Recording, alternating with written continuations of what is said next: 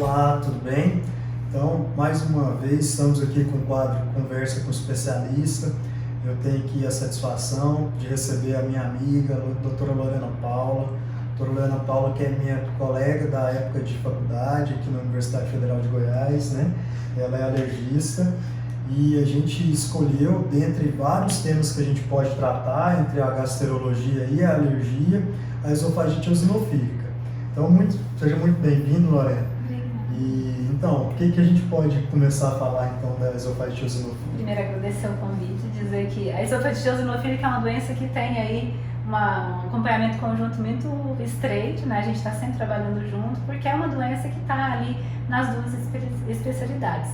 A esofagite eosinofílica é uma inflamação crônica do esôfago, então os sintomas são de disfunção esofágica, basicamente, e ela tem ali um fundo de imunopatologia, de imunologia envolvido na sua gênese, na sua origem, né? E algumas vezes com alguns alérgenos relacionados. Então, por isso que a alergia também está aí relacionada com esse quadro, né? E, Lorena, geralmente esses pacientes, eles chegam pra gente, né? A grande parte com uma sintomatologia ainda não clara. Sim. Então, às vezes o paciente chega com um sintoma de refluxo, uma regurgitação ou uma queimação retroexternal, e muitos ainda não sabem descrever aquele sintoma principal, que é o nosso maior medo, que é o entalo, né? Então, às vezes você vai acompanhando esse paciente, você acaba vivenciando essa sensação que começa a aparecer em cada um deles, né? E aí a gente faz a endoscopia, vê aquelas alterações, né? O esôfago de um aspecto traqueiforme, fazemos as biópsias e vem a célula eosinófila. O que é essa célula? Por que ela causa isso? Então, o eosinófilo é uma célula que está muito envolvida nesses processos inflamatórios alérgicos e é ela que vai ser a característica dessa inflamação, desse processo imunomediado de inflamação esofágica que caracteriza essa doença que é a esofagite eosinofílica. E nesse sentido de investigar é muito importante, como você diz, às vezes procurar com o paciente quais os sintomas que ele tem, que às vezes passam despercebidos, é uma dificuldade para deglutir alguns alimentos, uma preferência para alimentos mais pastosos que alimentos sólidos, né? Então essa investigação é muito importante. Em crianças, pode ser só uma dificuldade alimentar, uma seletividade, aquela criança que não gosta muito de comer, não come bem e que tem alterações espondilostaturais no final, então a gente tem que atentar a isso também. E o diagnóstico ele está associado à clínica com a biópsia, com as descobertas histológicas e também da endoscopia que o endoscopista faz ali. E aí a expertise do endoscopista é muito importante, primeiro para avaliar esses sinais quando ele faz a endoscopia e também para fazer o número de biópsias adequadas, porque a gente sabe que quanto a gente mais biópsias do esôfago a gente tiver, mais chance a gente vai ter de encontrar a doença. Então, o ideal seria que no mínimo 6 biópsias sejam feitas ali do esôfago, né? 2 de cada terço, para a gente ter uma resposta mais adequada daquela investigação.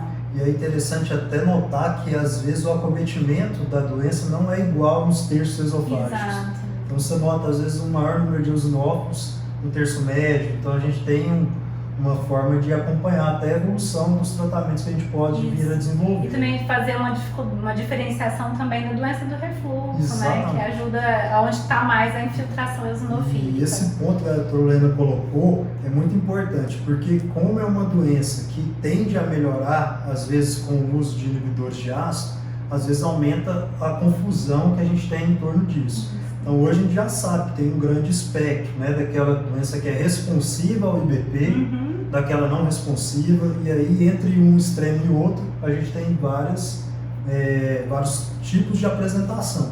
Aquele paciente que tem mais a sintomatologia do refluxo, aquele que tem mais a sintomatologia do entalo obstrutivo e até casos graves, né, Lorena? Do paciente ter impactação alimentar, que é o que a gente gostaria sempre de evitar. Até porque pode complicar até com uma rotura do esôfago, no próprio tratamento, né, dessa impactação, então, que é bem raro, mas é uma complicação que pode acontecer. Você vê que é uma doença que pode ter uma evolução benigna, mas também, em alguns casos, infelizmente, ter um desfecho não muito favorável.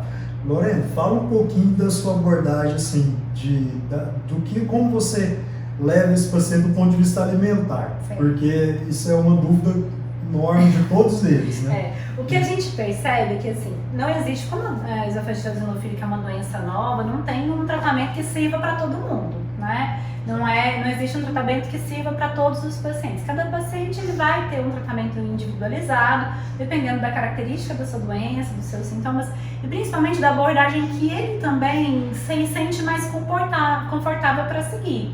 Então a dieta é uma das nossas abordagens terapêuticas, porque a gente entende que como uma doença imunomediada, alérgico-mediada, pode ter um componente alergênico alimentar bastante envolvido. Então a dieta ela pode ser tanto guiada por testes alérgicos quanto dietas empíricas, que são aquelas que a gente faz guiados pelos alimentos que costumam estar mais relacionados com o quadro. E você já identificou assim, no seu dia a dia como tem sido? Você suspende o que primeiro? O leite de vaca é o nosso maior alimento envolvido, né? É o alimento que habitualmente tem maior relação, e é importante lembrar que a alergia à proteína do leite de vaca não é intolerância à lactose, isso serve para uma outra conversa.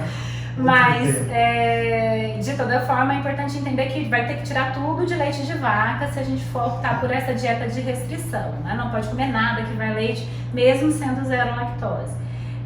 Mas existem outros alimentos que também estão envolvidos. No nosso meio, a gente entende que o trigo também é um alimento bastante envolvido. Então, muito frequentemente, se retira também o trigo da dieta por um período, junto com o leite. Dependendo da evolução do paciente, às vezes a gente precisa tirar outros alimentos que estão mais envolvidos.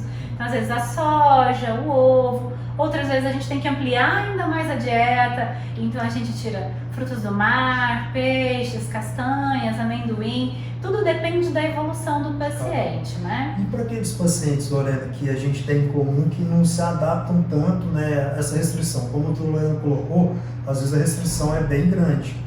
Então, como que tem sido essa abordagem? Eu sei que a gente já tem esse meio de campo juntos, né?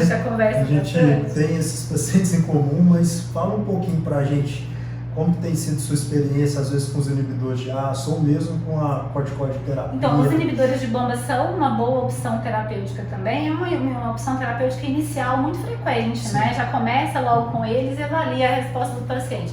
E eles atuam não só por essa inibição ácida, mas também como um protetor ali da mucosa, né, por refazer a barreira, por diminuir essa acidez ali, e também como um certo grau de anti-inflamatório, né, por isso que teria essa ação benéfica nessa inflamação eosinofílica. Então é uma opção terapêutica. Se a gente faz e sente que não funcionou tão bem, a gente não teve um controle sintomático e histológico, às vezes a gente vai ter que passar por essas outras opções, que seriam tanto a dieta quanto o uso dos corticosteroides, né? E aí os corticosteroides deglutidos, os corticosteroides orais a gente evita por todos os seus efeitos colaterais. E a gente estava até conversando um pouquinho antes de começar, né, que a gente sabe que no Brasil a gente não tem as formulações disponíveis desses corticoides líquidos, assim, para essa finalidade específica. Aí no dia a dia a gente acaba usando os corticoides inalatórios, o paciente deglutindo, mas a Lorena está com uma experiência boa aí, como é que você tem sido? Hoje a gente tem tentado manipular o corticoide, né, a budesonida viscosa em gel, para que a gente tenha um resultado mais adequado.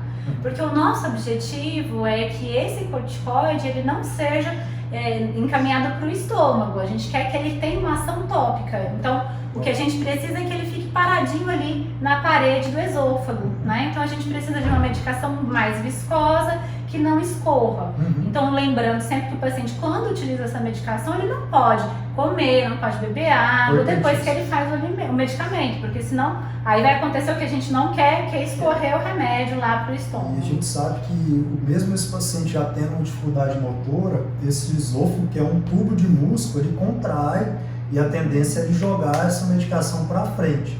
Então já foi tentado o uso de mel, então tudo para que essa medicação não saia rápido do contato com esse órgão. Então a gente sempre tem, né, ficado atento a essas formulações. Eu acho muito válido essa colocação da doutora Lorena, porque é mais um recurso, né, para esses pacientes que necessitam, às vezes, da terapia corticoide e se beneficiam incrivelmente. Os pacientes que têm uma inflamação maior, né, eles têm um resultado bastante efaz e rápido, né, talvez seja melhor do que a dieta. Alguns momentos a gente vai fazer as terapias adjuvantes, elas vão ali fazer ao mesmo tempo a dieta com o uso da medicação. Então uma terapia não necessariamente exclui a outra. Em alguns momentos pode ser que a gente precise fazer as duas terapias associadas. Mas a gente sempre opta por tentar uma terapia exclusiva, até para a gente avaliar o quanto ela responde, né? porque nem todos os pacientes vão responder bem a todas as terapêuticas. A gente sabe que tem uma falha de até 1/3 dos pacientes em algumas dessas terapias. Né? E assim, é uma doença que eu particularmente acho um desafio, né? Primeiro porque muitas vezes o paciente chega para a gente e ainda não fez o diagnóstico. Então é interessante você ter essa possibilidade de trazer, né, o diagnóstico. Lembrar de fazer os diferenciais.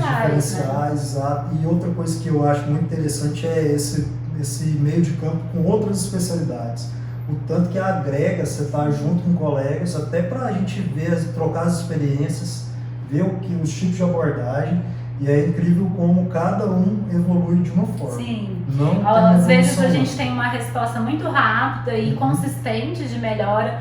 Outras vezes são pacientes que a gente faz a terapêutica, eles melhoram bastante, mas depois de um tempo eles já não têm a mesma resposta. Exatamente. A gente tem que mudar a estratégia. E lembrar que a endoscopia vai ser o nosso meio de acompanhar essa histologia e avaliar se essa melhora, não só clínica, também ali do esôfago, está acontecendo. Também histológica, né? Então a gente precisa sempre desse acompanhamento conjunto. Não dá pra gente só fazer dieta, só usar remédio, sem avaliar como está indo essa evolução, se essa inflamação realmente está diminuindo com o uso dessas terapêuticas. E tranquilizar esses pacientes, né, Lorena, que são portadores não só da esofagite eosinofílica, mas também da doença eosinofílica em geral. A gente tem tido cada vez mais colegas atentos a essas patologias e eu acredito que de forma geral a gente já consegue prestar um atendimento bom para esses pacientes, com melhora de qualidade de vida. E naquelas situações extremas, a gente já tem recursos para estar intervindo no caso de impactação alimentar, para tentar, às vezes, assim, nos casos extremos que acontecem as estenoses, que seriam já a diminuição da luz do esôfago mesmo, tentar fazer as dilatações. A gente espera que ninguém chegue a esses pontos e a gente luta contra isso ao longo da evolução e a gente tem tido bons resultados. E dizer que essa é a nossa principal preocupação na esofagite eosinofílica, né? Porque às vezes o paciente também fica ansioso, se é uma doença que vai evoluir para uma malignidade, para alguma outra patologia. Até aqui a gente não tem nenhum estudo que revele isso, né? Mas a nossa maior complicação seria justamente essa impactação, essa necessidade de você fazer essa dilatação. E assim, a felicidade de estar com a Lorena aqui, que aceitou esse convite. Ela é uma especialista muito voltada também para esse tema, a gente tem vários pacientes em comum. E eu gostaria apenas de agradecer mesmo e ter você aqui com a gente, Lorena. Muito obrigada pelo convite e estamos aí trabalhando para o melhor dos nossos pacientes. Isso mesmo, espero que a gente tenha contribuído de alguma forma. Muito obrigado.